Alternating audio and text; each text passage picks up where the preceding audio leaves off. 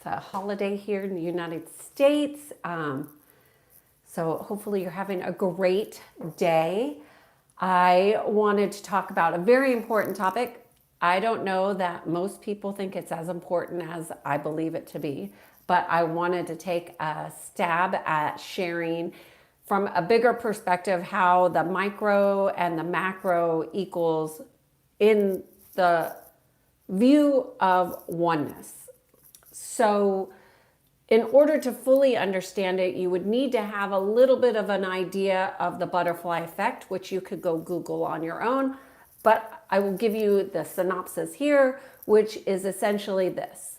If there is a butterfly flying anywhere else in the world, let's just say in Japan, and it's flapping its wings to fly, those wings are influencing the air, which influences the wind, which influences all of the elements of rain and the weather, which will then influence how we are here in California, for example. So that is, in a nutshell, the butterfly effect, meaning that anything that happens anywhere else in the world has a ripple and an impact to anywhere else in the world.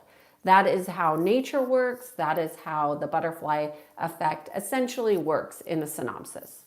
So when we take the micro to the macro view, that is, the micro is your personal inner world, right? Let's just use that as an example. And that influences the outer world, the macro. So anything that you are doing influences the macro and vice versa. The macro influences the micro. So the outer world is a view in which we could use to adjust our inner world, but neither is separate from the other. They're just working in unison, right? There's a unification that happens with us collectively. So you have the individual world and you have a collective world. That is the micro and the macro. Now, they don't operate independently from one another except for perception. So your perception of something, of the butterfly influencing you in your micro world, is only based on your limited perception of it, meaning you don't really know how that butterfly may have influenced you because you haven't taken maybe time to look at it, or you haven't thought about how we are always influencing one another. So that's one perspective. And I'm bringing this up because it comes up very often that people think that, well, how does this, let's just use the hotbed of politics since we're in an election year. How does this influence my individual life? And it does influence your individual life because we're always operating as one. We don't get to operate as separates. And although a lot of people have this perception that we're independent operators, and that's oftentimes because we have this egoic aspect of ourselves that is always influencing us, right? So if we don't have a process for checking our ego will influence our perception, and it will often influence it from the micro perspective, meaning the individual perspective. And this doesn't have to influence me because, I don't have any decision-making process in that. Therefore, that doesn't influence me, which is not true because we're always being influenced by one another. So how does that work for politics? Well, that doesn't mean that you have to be involved with politics, but it means that there is always going to be a reflection, whether you like it or not, that people in the public arena might be reflecting back, because the people in public are showing us the macrocosm, the macro view. And we always want to use the macro to adjust our micro because the micro influences the macro. So, for example, if we have this belief, and I will say this is a belief, that, you know, politicians always lie. So that's like an accepted norm that that's just what politicians do. How does that belief then play out in the micro? How does that play out in your world of belief system that it's, well, they do it, so they lie, they're liars. We don't maybe like it, but that's what they do. But then how does that play out in your micro world? Is that something that you tolerate, accept, is a norm, and that people lie and therefore you accept liars in your life? Like, you can look at it in so many different ways. And this is why it's so important to understand that we're always influencing each other. A liar in one aspect on the collective is always going to influence what you're accepting on your inner world. So I'm not telling you to be a non-acceptance of liars. I'm just simply bringing to the attention that we must have awareness of what we are accepting and tolerating in our microcosm, and that influences our perception of the macro. So we're always intertwining our perceptions. I hope this makes sense. It's so important. If there's any aspect of this micro to the macro that doesn't make sense, I will summarize it like this. The only thing that keeps us from being whole is our perception. When we see that our perception and acceptance, love, appreciation of others directly influences every aspect of our life, whether we like it or not, that is why we need to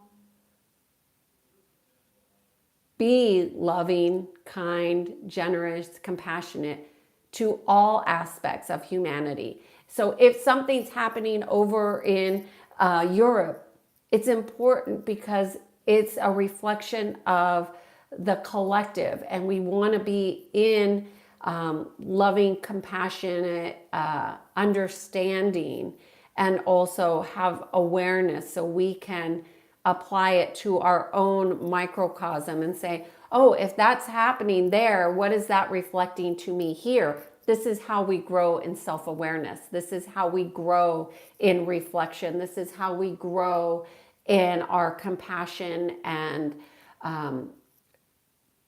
love for others. So I see that there's a few people here. And I appreciate you being here. What is the micro world? Okay, that's a good question. The micro world is your individual perspective. So your individual perceptions and beliefs and views is the micro. Everything of your inner world is the micro. But that inner world, so your decisions from your inner world, your decisions in consciousness, your decisions in your actions have a ripple effect. It's not only you. So let's just take something small like your family. Let's just say you have your family and you have this inner world and you have a fallout with one of your family members, let's just say.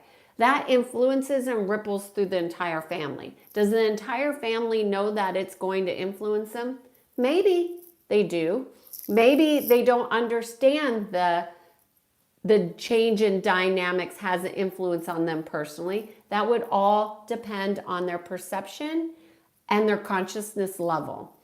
But when you have a view of oneness and knowing that we're all one, so if you hate that person, they're hating you in some aspects. That means they're not accepting you in some elements.